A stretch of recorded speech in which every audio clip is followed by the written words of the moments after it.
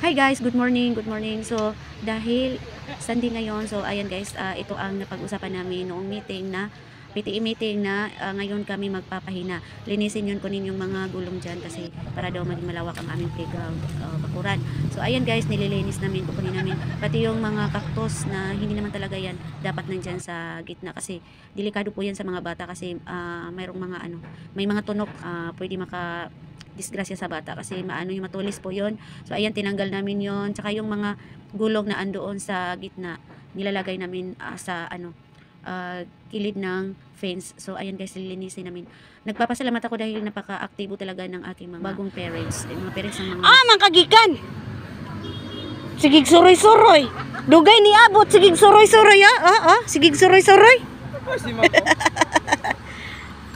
pupils ko. So ayan guys, nagtulong-tulong sila. Hindi pa ako dumating, nakapagtrabaho na sila, hindi pa nag 7 o'clock, andyan na sila guys. So ganun sila kaaktibo, no? Maraming salamat talaga sa kanila dahil hindi talaga nila ako binibigo. Yung mga nakaraang parents ko din, ganyan din sila.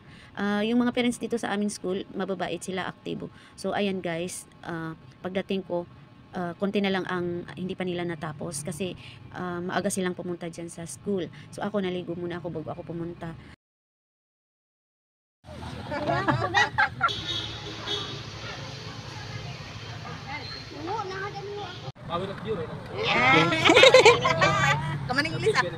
Oy, basin sayo ka naginom ba? Sayo ka nagtagay.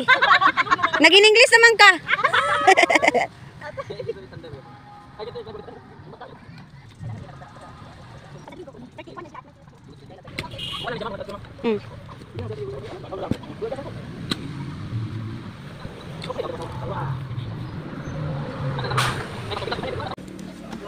Bayanihan. So ayan guys, ay lilipat namin yung hindi namin yan kukunin kasi sayang po talaga. Napaka-rare po yan na flower. So ayan, ililipat na lang namin. So ayan guys, pagkatapos siyempre hindi po mawala talaga yung snacks kasi pinagpawisan po sila. Yung ibang parents na hindi po nakapunta kasi may lakad at saka walang makakapunta sa pahina, nagbigay na lang sila ng pangpa-snack para sa mga nagpahina ngayon. So ayan guys, pinagsalo-saluhan namin yung binili namin na snacks para sa kanila. So maraming salamat talaga sa mga parents ng mga pupils ko ngayon kasi mababait po talaga sila, hindi nila ako binigo. Noong nag-meeting kami, talagang pumunta sila, mas maaga pa silang dumating kaysa sa akin.